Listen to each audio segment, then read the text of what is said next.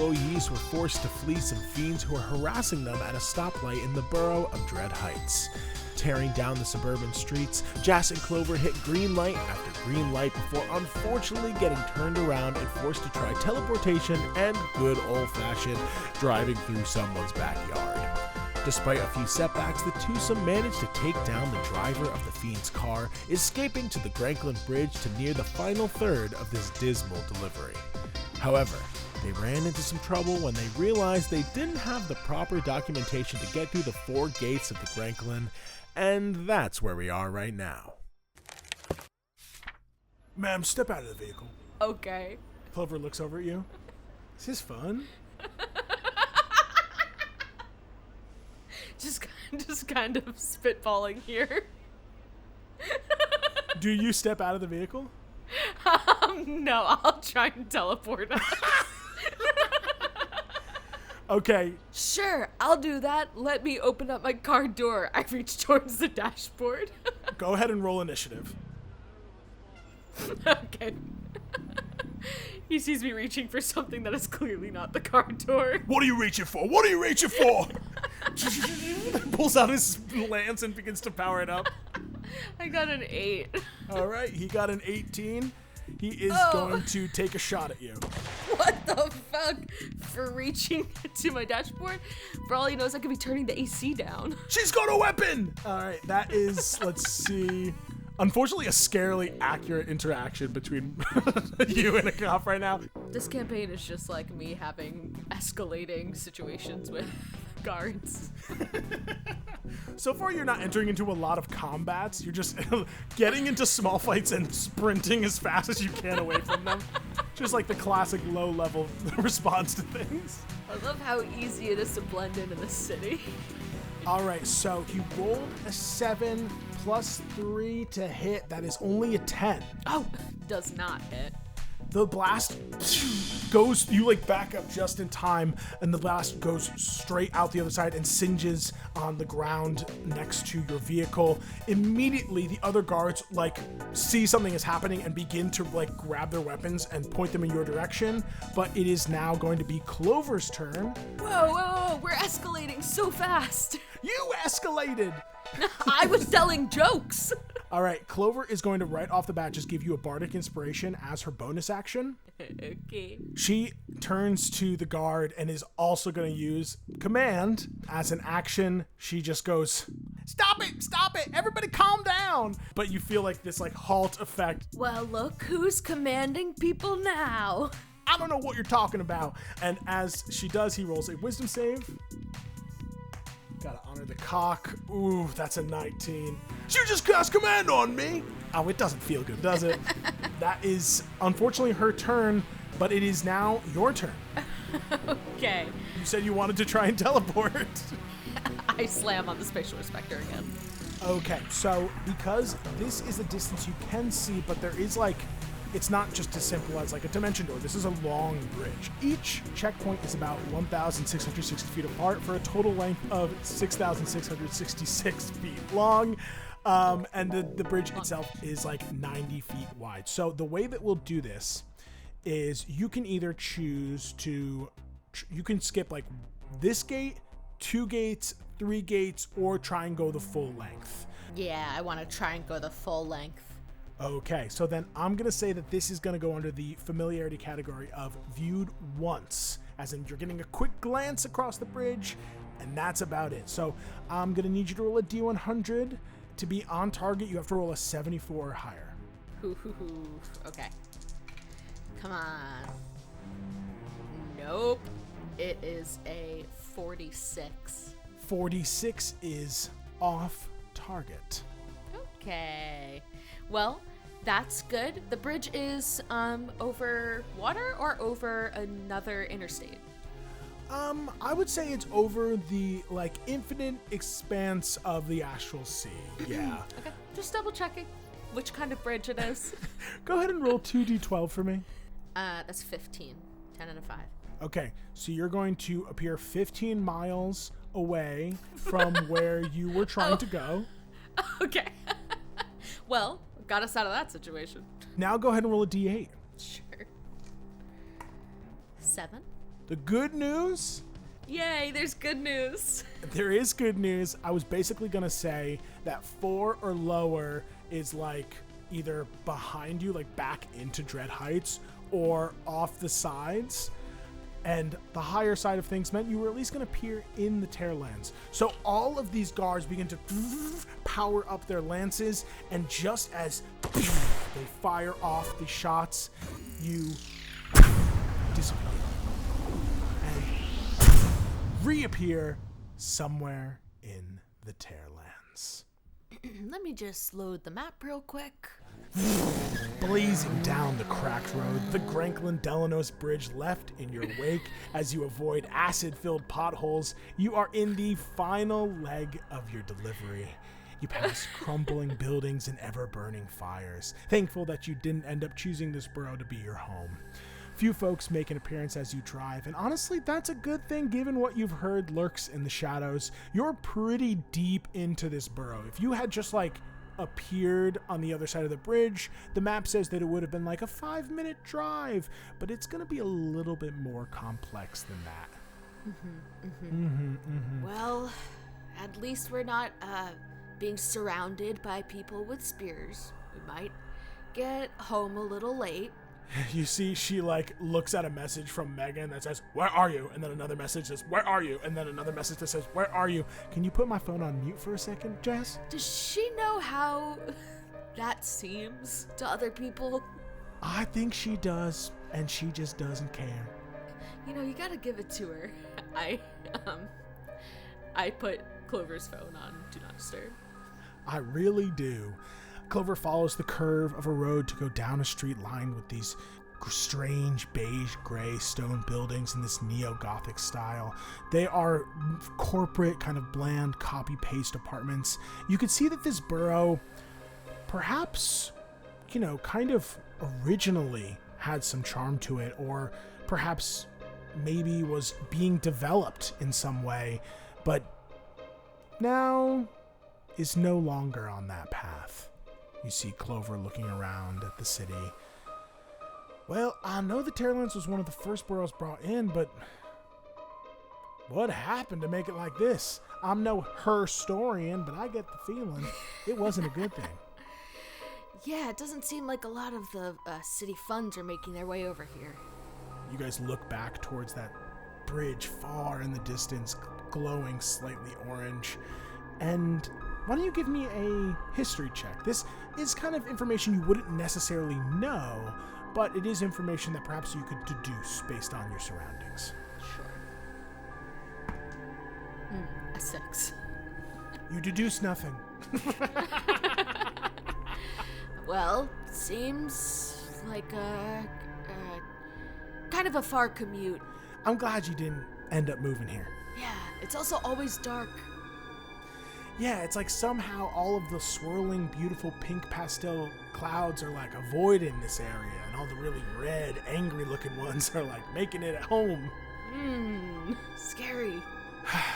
Well, I'm glad that I'm here with you at least. Sorry for getting a little frustrated earlier. Clover, your version of frustrated is like someone else's best day ever. Huh. I guess that's kind of a compliment. I'll take it. It was a compliment. Similar to when you were navigating Dread Heights and also Endeavor, you're going to be needing to pass some survival checks to get through here. It's going to be a DC 13. We're going to do it the same way we did before. You have a Bardic, so you can use that at least one time. Go ahead and roll when you're ready. Survival, that's a 16. That is one success, my friend. Whew. Driving through this cracked, apocalyptic landscape, the two of you continue to listen to music a little bit quieter on the radio since she had vocalized some of the demos and the older stuff that DJ Bardboy did before he became a famous Ibiza style DJ. He tried to write some songs that are pretty bad, some slower stuff. I don't actually know where I got these. Did you bring these in? I like his old stuff. It's not bad. I actually don't know DJ Bardboy is a boy. None of us know, Jass. And I don't know if it's important. Okay, I'll roll another survival check. Go ahead. Ooh, okay, that one's a 9. Give me a d12 roll. This encounter table is a little bit bigger. 11. Okay, give me a d4 roll. That I can do. 4. Your eye catches movement in the sky. A spear of light flashes across the swirling dark pastel red heavens and vanishes. A shooting star! Make a wish, Jass. Oh, what do I wish for? That's not how wishes work, Jass. You gotta make the wish. But what's your wish and I'll double up? You can't double up on wishes, Jass. It doesn't work that way. You gotta make a wish for you. You're gonna miss it. You make a wish. Another one goes across. Oh, okay. She closes her eyes for a second. I wished for your wish to come true. She opens her eyes, and just in time for a stop sign, and slows to a stop. Oh, that's mighty sweet of you, Jass. Thank you. You shouldn't drive with your eyes closed. Yeah, I shouldn't, should I? That was a bad choice. I can tell you're getting tired. Do you want me to take over? You've been driving all day. You still don't have your license. Come on. I've been, I gotta get some hours in if I'm gonna learn. I'm not one for breaking the rules, but, we haven't gotten to take a trip to a good empty parking lot anytime. So, I guess, sure, fine. Just this once. I'll go the speed limit. That is literally a non-negotiable thing. Like, I don't even know why you would have to say that. That's part of learning how to drive. You don't always go the speed limit. Okay, sometimes I'll go 1 or 2 over, but, and also sometimes we're being chased by fiends. Last time when you were trying to get home before the hour because you knew Megan was going to charge you if we were even 30 seconds late. Why don't you just get in the front seat, Jass? Why don't you get in the front seat, okay? She kicks open the door with her rabbit feet and hops out and walks around the car. Hold your haunches. And as you guys walk around the car and trade places, you look up and you see another. More of these meteoroids flying by and burning up just a few hundred feet above your head. As I'm walking around the van, and Clover goes around the other side and hops into the passenger's side, I pick out another star, and think seriously for a second and think, I wish to see home again one day. You open your eyes, squinting, you see that every time one of these small shooting stars burns up, there is a crackle of blue lightning, brightest when the debris disappears. It's beautiful and strange, similar to the astronomical events you've seen in your own world, but also different. It's like you're much closer to this, and there seems to be some sort of arcane interaction going on between these things.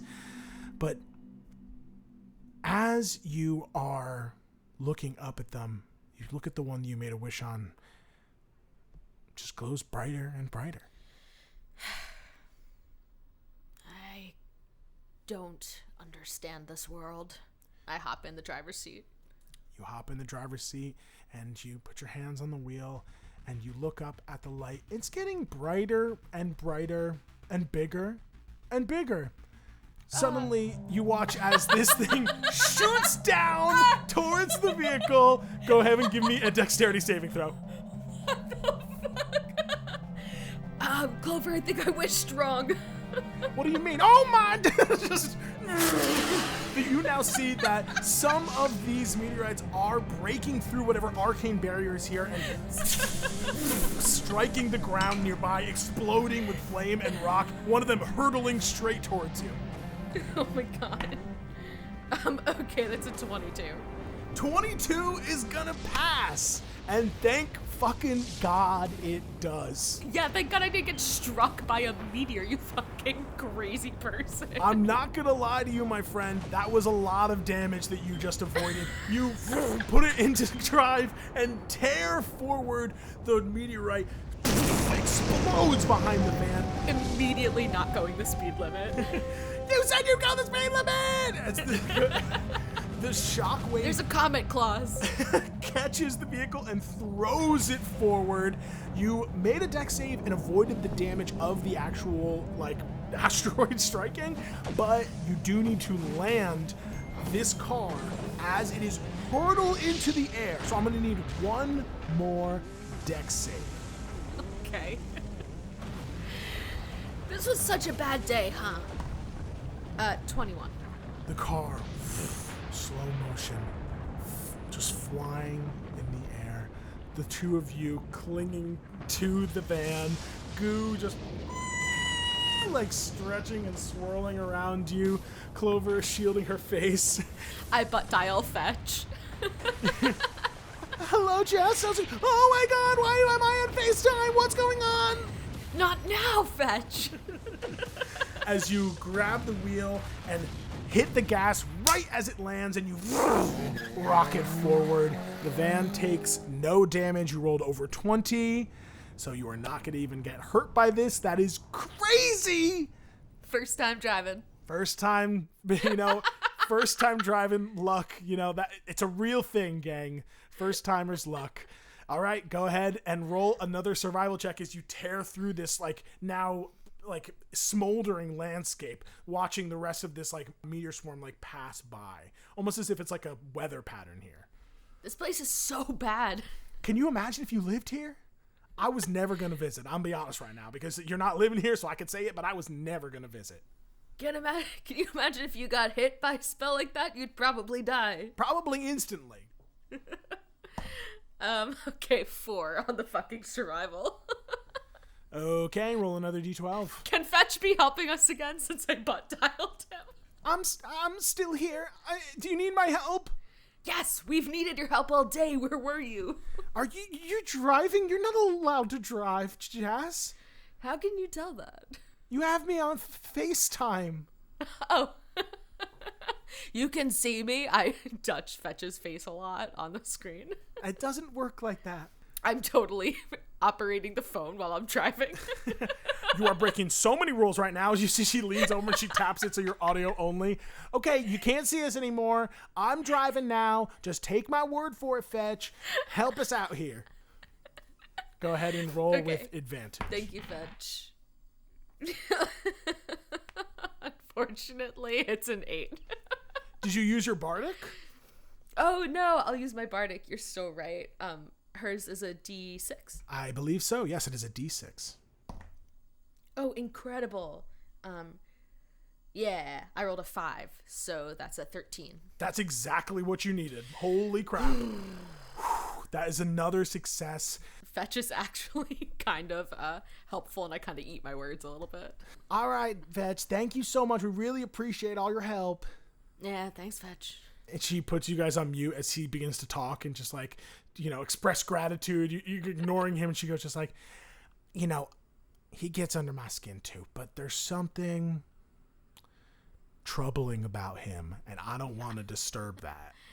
I agree, but I am trying to elicit it out because I have a curiosity I cannot control about him. I have a horrible, horrible feeling that and you are going to be the death of me, Jess. Go ahead and roll another survival check. This one will be the last one if you succeed. You're driving through, again, this pockmarked landscape, collapsed buildings. You even watch, in the distance, clearly these massive, horrific monstrosities, knocking over remaining buildings. This is not a good place to be. Technically, you're the death of me on account of I died in that car crash that we were in. But also, you're the life of me, too. So I guess maybe the life debt is kind of settled. Huh. You see, Clover thinks about that for a long time as you are navigating and goes, well, I'm sorry, but also you're welcome? Sounds about right. The survival check, Noah, is a 5. Okay. Clover is going to give you another Bardic to use on your next roll, because on this one you're going to be rolling a d12. 2. Okay, I need you to roll a d4 for me. Driving through this ruined cityscape is as dangerous as off-roading. So many of these streets are just completely torn up. Damage, intentional or due to neglect, defines the motorways that cut through patches of these crumbling neighborhoods and scorched earth lacking any notable structures. Some truly terrible things must have happened to this borough long ago.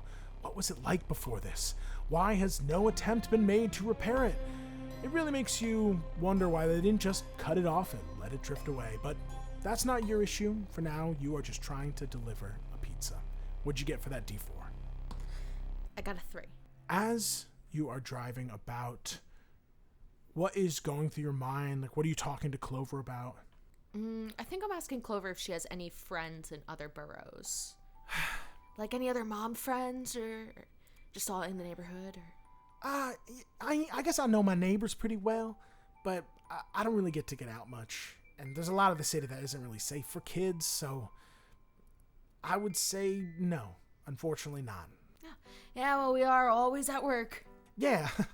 I mean, it would be nice to make some more friends and, have more community to bring my kids to, but I'm still new to the city, so I'm cutting myself some slack. How about you? Making any new friends with your neighbors or anything? Oh, I got coffee once with that guy who I was maybe gonna fight for an apartment. Gertharis? Yeah. He's a pretty nice guy. We just kind of chat, sports and stuff. We might get together and watch a game, or we might get together and fight. Kinda sounds... Is that romantic, or... Oh! No, I'm not, I'm not really interested in Minotaurs?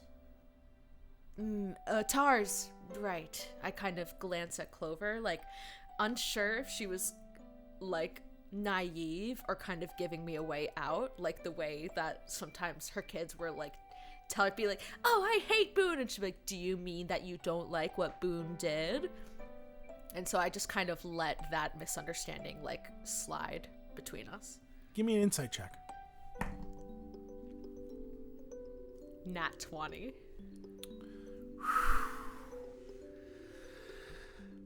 With a natural 20, I have to respect this, and I will also reward you for future rolls. So, first, I will say, you see a hint of jealousy in Clover's eyes and in her tone. You can't fully tell what is, feeding that jealousy. Perhaps it is the fact that, you asked her if she had any friends, and she doesn't, and she's been here for, many months longer than you. Maybe not a full many years, but, she's like, I've been here for 6+ months, and I know my neighbors, but that's kind of out of necessity. And I try and, keep a good face and be friendly to everyone, but when you have kids and you don't have time to, go make plans, you don't really have any friends. So there's this little twinge of, ooh, I kind of, just for a second, wish that I had friends. And then you also think that maybe there's more behind that. There's other feelings sort of fueling that. But, you just don't know enough about Clover, her background, to fully suss that out. Yeah, I don't really, I don't think I have time for that. I've never really had time for that kind of thing. Got a job to do. Yeah, I do know, actually. She nods at the pizza box. Yeah, keeping it professional, so. Always important. And the other thing that I will give you with that nat 20 is that from now on, in perpetuity, and I'm going to leave this to you to remember, you will have advantage on insight checks when reading Clover. Oh. Okay. Thank you. You may not necessarily be able to get all the information. That's, insight checks are just being able to read the vibe of someone. Yeah. But you now kind of know, you've worked with Clover for over a month now, and you're spending a lot of time with her. You're starting to get how she operates. You've seen mothers before, so you already understood that perspective, even if she does have a maybe different parenting style than what you're used to. But I'm going to say that with that nat 20, you can have advantage on insight when reading her specifically. It's crazy how much you can get to know someone on a very, very long road trip. Yeah, who would have thought a pizza delivery would have been a full-fledged road trip with misadventures and everything? Thanks for letting me drive, too. Tell me what you wished for. Tell me what you wished for, and we'll drive this fucking van into your fucking house. No, no, please. Jass, look out! Just kidding. And as you guys are having this bit, you suddenly feel the shuddering of the van caused by the cracks, and the debris on the street grows more intense, a rumbling rippling through the vehicle and your bodies. No, please, Jass, please stop! I have kids! That's not me. I'm done with the bit. Put your hands back on the wheel! Time slows as you watch the cracks around you expand rapidly and the ground drops out, a sinkhole forming from the destabilized terrain. I need you to roll a D100. What is this? Queens? Hey! We had a big a big sinkhole on Nicholas Street. So this is topographical. Very scary. Ooh, one away from the perfect number, 68. Ooh, well, you descend 68 feet downward. Time resumes its flow and gravity yanks you from the van's previous trajectory down into this vast hole that has essentially just appeared out of nowhere. The van plummets. I need you to make 2 dexterity saving throws. The first is going to be for the van, and if it passes, then you will have advantage on the dexterity save that you're going to roll to try and mitigate any damage. Okay. The van adds 2 to 12, so 14. Okay. 14. Let's see, the DC. It's DC 10 plus 1 for every 10 feet it falls. So the DC is 16. 16. I'm so sorry. So you are unfortunately going to fail that dex save, but that doesn't do anything negative to your roll. You just are going to roll flat for your regular dex save. Flat. Okay. All right, my dex save, I add 4. That's a 14. Okay. You fail. Clover is going to succeed with a 13 plus her dex save of plus 4, so she gets a 17 total. The van tumbles down and crash lands at the bottom of this deep hole. You see that exposed like tunnels and pathways from what could have maybe been a potential early worm system or other form of transit system here spreads out in the distance. But that actually isn't really coming to your attention right now because you are taking some damage. 10d6. We cannot tell Odessa I was driving. I hate to lie, but I also hate to find out what the consequences of me doing this are. So yeah, we're not telling her. And Fetch, you better be off this phone right now. I think we muted ourselves. He's still just going on. He is just yapping. He's like, no one's ever listened to me this song before. Okay, you take 23 damage, as does the van. Okay. Which does pass the damage and mishap threshold, so we're going to need to roll on that mishap table for the van. Okay, thank God, but the van has 23 hit points left. I have 2 hit points left. Oh, God. So you make these jokes, but as Clover looks at you, there's like blood pouring from a deep wound in your head. Am I okay? Am I bleeding? Okay, hold on. That is falling off there, but I'm just gonna press it in. And what is? It's just a little bit of skull. Don't worry. Okay. I feel dizzy. And she's gonna cast a second level cure wounds on you. Oh, that's so nice. I could drink the cherry. You could save that cherry. She just gave you 27 HP back, so you're healed to full, I think. Wow, you're really good at that. Okay, and yeah, you're all patched up. Do you think we should get out of the van before it explodes? Do you think it's going to explode? Now, let's see on that mishap table. Go ahead and roll a d20. 18. Do I add anything? Nope, this is a flat roll. You rolled an 18, which is armor failure. The vehicle's AC is permanently reduced by 2 until it is repaired. So I'm just going to need you to make a note about that. You literally, like, as the van settles, you and Clover, like, push out and, like, stumble out of the doors and look at the van.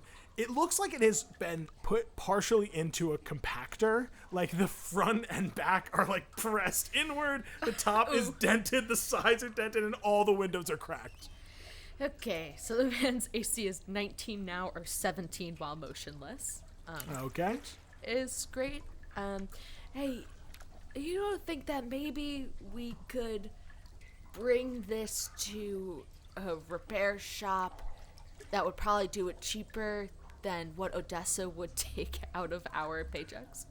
You are standing there asking that question as you inspect the van, and you see Clover is just like, hand on her forehead. Oh my god, are you okay, by the way? You weren't hurt, were you?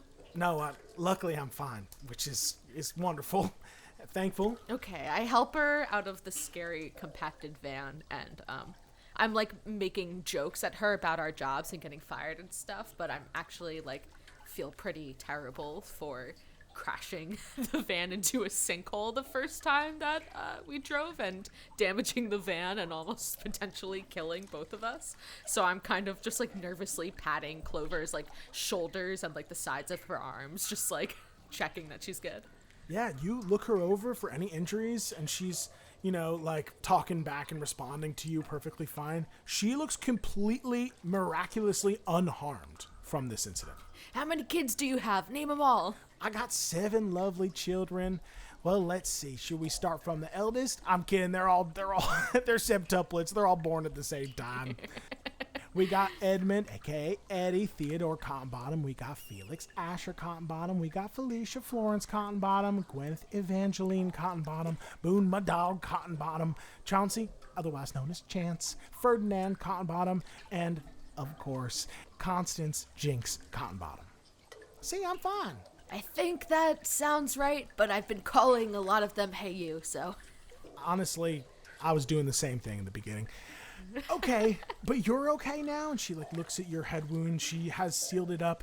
I don't know how I did that, but I'm glad it's not gushing blood anymore. Yeah, all patched up. Also, I wear this red bandana so the blood blends in. That's smart. Good fashion choice. It's not the first time that I've done this. Actually, it's the first time I've done this.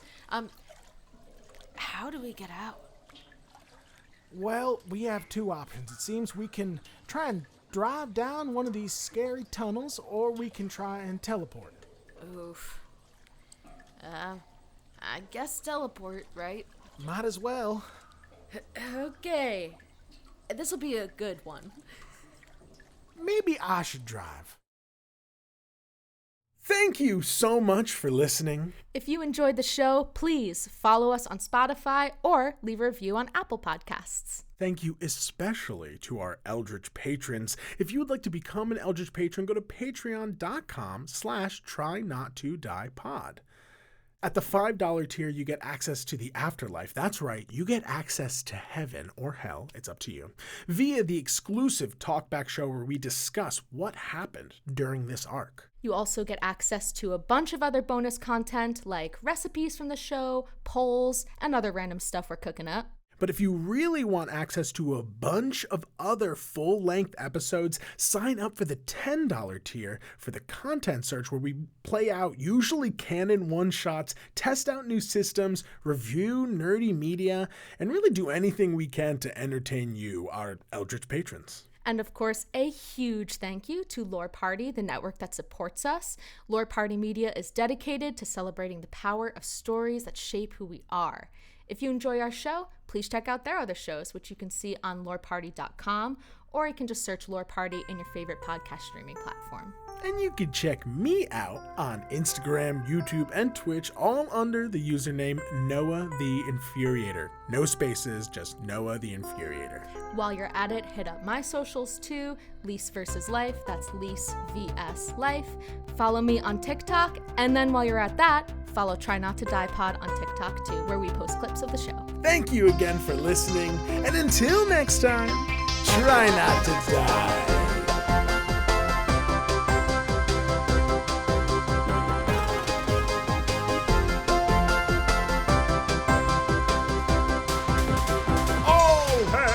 Eldritch patrons, especially Andrew, Anita, Ashley, Becca B, Bugroots, Colleen, Carl and Ian, Alana, Emily, Grace, Hope, Jacob, James, Jeff, Joey, Karen, Kate, Katie, Leo, May, Morgan, Paige, Patrick, Sahara, Timmy, Valor Bear, and of course, our producer Patty, Patrick Bronstetter, and producer daddies, Drew Bailey, Sam Golden, Becca Mount, and Rose Evelyn Campbell.